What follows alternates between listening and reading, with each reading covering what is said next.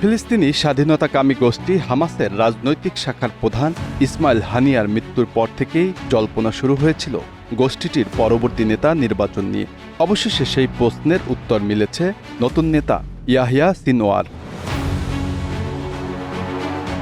রয়টার্সের প্রতিবেদন অনুযায়ী ৬১ বছরের নেতা ইয়াহিয়ার জন্ম গাজার খান ইউনিয়নের একটি শরণার্থী শিবিরে। ২০১১ সালে ইসরায়েল ও হামাসের মধ্যে এক বন্দি বিনিময় চুক্তির সময় মুক্তি পান তিনি। তার আগে ২৪ বছর কারাগারের অন্ধকার কুঠুরিতে কাটাতে হয়েছে তাকেও ৭ অক্টোবর হামলার মূল পরিকল্পনাকারীদের একজন বলে মনে করে ইসরায়েল, যুক্তরাষ্ট্রসহ পশ্চিমা বিশ্ব।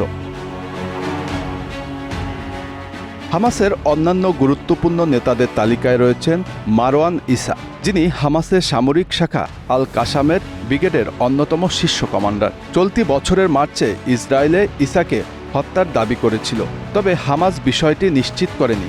তিনি মোহাম্মদ দায়েফের ডেপুটি হিসাবে পরিচিত। ইসা শত্রুর নজর এড়িয়ে চলতে পারঙ্গম বিধায় হামাসের সদস্যদের মাঝে তিনি ছায়া মানব নামে পরিচিত।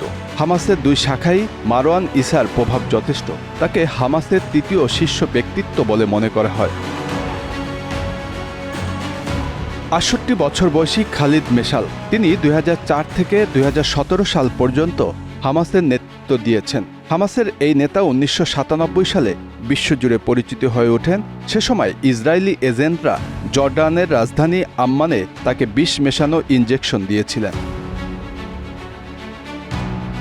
খলিল আল খাইয়া গাজায় ইয়াহিয়া সিনওয়ারের ডেপুটি। সম্প্রতি হানিয়ার তত্ত্বাবধানে ইসরায়েলের সঙ্গে পরোক্ষ যুদ্ধবিরতি আলোচনায় হামাসের নেতৃত্ব দিচ্ছেন। তেহরানে হানিয়ার বাসভবনেই হাইয়ানের আবাস ছিল, কিন্তু যখন ভবনটিতে হামলা হয় তখন তিনি সেখানে উপস্থিত ছিলেন না।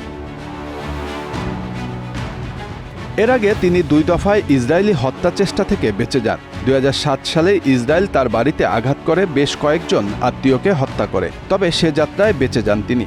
এরপর ২০১৪ সালে আবারও তার বাড়িতে হামলা হয়। সেই দফায়ও তিনি বেঁচে যান, তবে তার বড় ছেলে নিহত হন। ৭৯ বছর বয়সী মাহমুদ আল জাহান পেশায় একজন সার্জন। ইসরায়েল ও হামাসের অন্যান্য বিরোধীর প্রতি তার কট্টর দৃষ্টিভঙ্গির জন্য বন্ধু এবং শত্রুর কাছে জেনারেল বলে ডাকত। গত বছরের ৭ অক্টোবর থেকে জাহান কোনো প্রকাশ্য বিবৃতি দেননি। এরপর থেকে তাকে দেখাও যায়নি। তিনি জীবিত না মৃত সে বিষয়ে কোনো তথ্য পাওয়া যায়নি।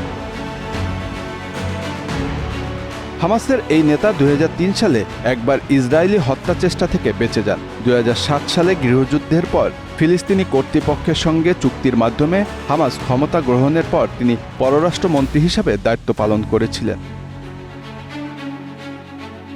হামাসের নেতা শাবানা আবু আনাস শাবানা নামে বেশি পরিচিত। তিনি এখনও বেঁচে থাকা হামাসের শীর্ষ ও অভিজ্ঞ সশস্ত্র কমান্ডারদের একজন। বর্তমানে তিনি দক্ষিণে রাফায়ে হামাসের একটি ব্যাটালিয়নের নেতৃত্ব দিচ্ছেন। হামাস সূত্র জানিয়েছেন, শাবানা রাফায়ে টানেল নেটওয়ার্ক তৈরিতে গুরুত্বপূর্ণ ভূমিকা পালন করেছেন। ২০১৪ সালে ৫০ দিনের যুদ্ধের সময় ইসরায়েলে হামাসের ৩ জন শীর্ষ কমান্ডারকে হত্যার পর শাবানা রাফায়ে ব্যাটালিয়নের দায়িত্ব নেন। রহি মুস্তাহা হামাসের ভিতর সিনওয়ারের আস্থাভাজন ও শক্তিশালী মিত্র। সিনওয়ারের সঙ্গে মিলে মুস্তাহা ১৯৮০-এর দশকের শেষের দিকে হামাসের প্রথম নিরাপত্তা ব্যবস্থা প্রতিষ্ঠা করেন, যেটি ইসরায়েলের হয়ে গুপ্তচর ভিত্তি করে ফিলিস্তিনিদের ট্র্যাকিং এবং হত্যার জন্য দায়ী ছিল। এই নেতাও ২০১১ সালে সিনওয়ারের সঙ্গে ইসরায়েলি কারাগার থেকে মুক্তি পান। সম্প্রতি তাকে রাফা সীমান্ত ক্রসিং অপারেশন সহ বিভিন্ন বিষয়ে গাজায় হামাস ও মিশরীয় নিরাপত্তা কর্মকর্তাদের মধ্যে সমন্বয়ের দায়িত্ব দেওয়া হয়েছে। Bangla affairs news desk.